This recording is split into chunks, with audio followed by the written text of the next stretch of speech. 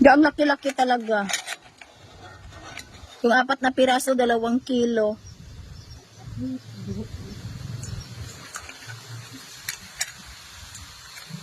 Kila? 2 kilo na? Jutay kulang mag 2 kilo? Alimango?